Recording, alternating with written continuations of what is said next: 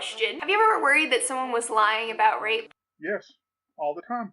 Every time I hear an accusation of rape, I'm wondering if they are lying. Because every time I hear an accusation of any sort, I wonder if they're lying. Especially if they don't come with the accusation providing proof, or at least evidence. Every single time a woman comes forward about having been abused by a beloved movie star, musician, TV star, YouTubers, that star's fans immediately accuse her of lying. And that's not right. It shouldn't happen. They need to have more respect for themselves, for the accuser, for the accused, not to do that kind of thing. But the accused cannot control the actions of their numerous fans. So don't blame them for that. There are men's groups online that claim that women lie about rape 90% of the time. Feminist logic. So I'll just hit you with this. Citation needed. A sheriff in Idaho very recently claimed that they don't need a better system for rape kits which collect evidence because most victims are liars. The majority of our rapes that are called in are actual consensual sex. And he's a fucking idiot for saying something like that. And I mean, look, couldn't you or me or anybody in the world just make up a rape for attention to get revenge out of jealousy, as Toby Turner's mom posted on Facebook? Yeah, you could totally do that. But would you do that? That depends. Personally, me, no, I wouldn't. But the question is, would you do that? Well, clearly, people do that. Take Brian Banks, for example. Promising high school linebacker, was going to go to USC on an athletic scholarship, had a bright future ahead of him, could have potentially played in the NFL. Before he got to college, a high school classmate accused him of rape. He went to court, was convicted of a false allegation, spent several years in prison, got out when he was, I believe, 26. She literally ruined his life with a false allegation. And how often does that actually happen? Not nearly as much as some people say it does, but also not as little as many feminists would have you believe. Saying, oh, women don't lie about being raped, this and that bullshit. They do lie. They have lied. They will continue to do so, but not rampantly like some people accuse them of doing. The FBI states that between 2 and 8% of rape reports are false, which is actually a low number in the crime world. Other crimes, like say theft, they hover around 10% false reports. I'd just like to point out that she's only talking about auto theft. If you look in the lower right corner, you'll see that it's talking about an auto theft report, not total thefts, burglaries, and all that. Just auto theft. And even that 2 to 8% statistic is deceptive. It includes reports where someone accidentally identified the wrong person, reports that are thrown out because of inconsistent details, but it is a well-known fact amongst victimologists that trauma affects your memory. And that 2 to 8% includes survivors who recanted. Someone could take it back because they were lying, sure, but much more commonly, they take it back because they're being pressured to take it back. Again, citation needed. You can't say that most of the time they're doing this or that without providing evidence. Otherwise, you're just stating an opinion. Or because they've decided they'd rather just not deal with it. Now, I understand that rape and sexual assault can be traumatic, but if someone actually committed sexual assault or rape and you were the victim, wouldn't you really want to see them in prison? If so, you would be willing to go through it. Go through with the traumatic experience of being in court. So what does this mean? It means that malicious, actually false reports and allegations are pretty rare. And yet, doubting someone, calling them a liar when they come forward is extremely common. Actually, no. It's not doubting them and calling them a liar when they come forward. It's wanting evidence. The justice system requires evidence. You can't just come and say, oh, so-and-so raped me, and then persecute them without having evidence. I could say that you raped me. Boom. No evidence, but you're still supposed to believe me because I accused you of it. That's not how it works. If you accuse someone of rape, you need to have evidence to back it up. Otherwise, false report, false accusation, crime. You could be arrested for filing a false report, or you could be sued for slander. Many of the reasons why we're inclined to doubt someone revolve around rape myths, myths about victims, and myths about gender. No, it involves evidence. Either you provide it or you don't. If you don't provide it, we are less likely to believe you. It's just that simple. What part of evidence do feminists not get? This is ridiculous.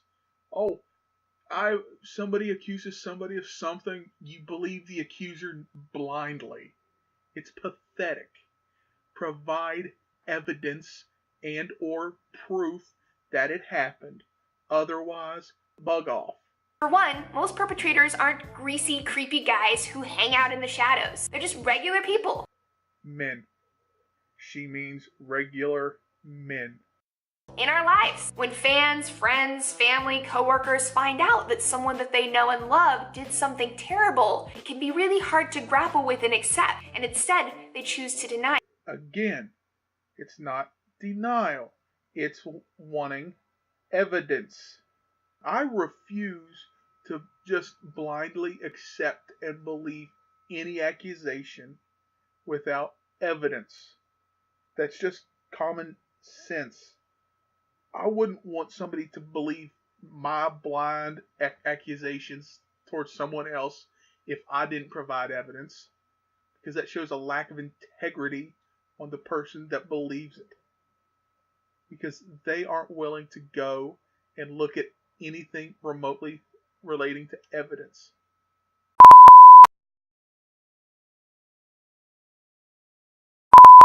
That halo effect around a perpetrator can be so strong that you can have cases like Cosby's where nearly 60 women come forward and report and people still don't believe that anything happened. I will say, 60 women, it's a pretty damning number. But from what I've seen, no one's provided proof that something happened. No one's provided any evidence except their accusations. It doesn't matter. We need evidence before we can make a decision. We are not judge, jury, and executioner in this case. Sometimes the perpetrator even goes so far as to say, "I didn't do it." They're lying. Because guess what? Sometimes the accused didn't do it. The accuser is lying. It's actually happened. You just provided a report that said so. This affirms people who don't want to believe that the sexual assault happened. There are a lot of people, particularly in the States, who believe that in order for a rape to be real, you have to have reported it. And in order for that report to be true, a court must convict them as guilty. Again, citation needed. You are lumping everyone together, when the fact is, most of us want evidence. The whole judicial system being, you provide evidence to the prosecution, they use that to try and convict criminals, right? Well, it's called the burden of proof. Not the burden of defense, the burden of proof. You have to prove beyond a shadow of a doubt that somebody did something. That's just the way it works. Now, in reality, about 68% of victims of sexual crimes don't report, and only 2% of rapists ever see a day in jail. Citation needed. Again. Because you say 68% of victims, but you don't cite a source. How can you know for a fact that 68% of victims don't report it if it goes unreported? And also, where's your source for the number of 2% of all perpetrators go to prison? Does that mean that 98% of people are just lying? No, it means that our courts aren't arbiters of truth, and they're not always adequately equipped to handle sexual crimes. No, it means there wasn't enough evidence. What part of evidence do you not understand? Do you want me to get you a fucking dictionary? Then there are myths about how a real victim would act. In reality, there's no one response to sexual assault. Different people handle it in lots of different ways. Another myth when it comes to men is the belief that men can't actually be raped. Men want sex all the time. He had an erection. He was into it. But an erection is not consent. And increased blood flow can be a fight or flight response. I hate to say it, but she's right. People that say, oh, men can't be raped, he had an erection, he wanted it, all that bullshit. They don't understand how the male body works. Ask any guy. I guarantee you, every one of them have had erections when they didn't want them.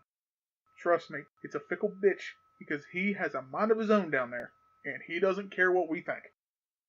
Lastly, one of the sneakiest and I think most pervasive reasons why people don't believe survivors is that most survivors are women. No, again, it's called evidence. I don't care if you're male, female, transgender, or a cat.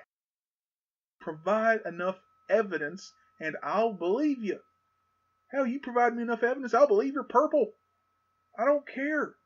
Evidence is what is key. There are many subconscious sexist beliefs that we learn all throughout our lives that come in and inform our opinions. That women lie a lot, we're not trustworthy, we're manipulative, you know, bitches be crazy. Well, to quote Philip DeFranco, bitches are bitches. You don't have to be a woman to be a bitch, but bitches are bitches. But wait, what if it really is actually truly false? False reports are illegal, and they're typically taken pretty seriously when they surface. It's really important to talk about them, because ultimately, in this fight, we're fighting for justice, for everyone. So we need to pay attention in the rare moments that this happens to address them, to better understand them, and we do a whole lot of talking about false reports, which is why we also need to talk about the reality that sexual assault accounts are nearly always true. You start off saying, yeah, there are false reports that need to be taken seriously, but oh, nearly all of them are true. Yes, they are. And yes, we need to take them seriously as well. But again, evidence. You do not need to, correction. You cannot blindly support an accuser. You must have evidence before you side one side or the other. Otherwise, you're no better than somebody that falsely accuses someone. If false reports are something that worries you, know that statistically, you're on the side of reason and justice and truth to believe someone who comes forward. Statistically, yes, but common sense says get evidence. I don't care who it is, I will not believe an accuser until I see evidence. That's just how it is. Simply because I will not rush to judgment. I will not condemn someone for something that come find out they didn't do. We need to be willing to face the truth, to approach justice honestly, even when the perpetrator is someone that we know and love. So to April Fletcher and any survivor who finds the strength to come forward on YouTube or beyond, I believe you. And one day I hope that the world does too. Yes, accuse anyone you'd like of rape. Laci Green will believe you, even if you don't provide any evidence. Or if that evidence is so shitty, it's clearly fake, and nobody in their right mind would believe it, she'll still believe you. And I say that because I have seen some shitty, clearly fake evidence in cases like this. And they still had people that believed them.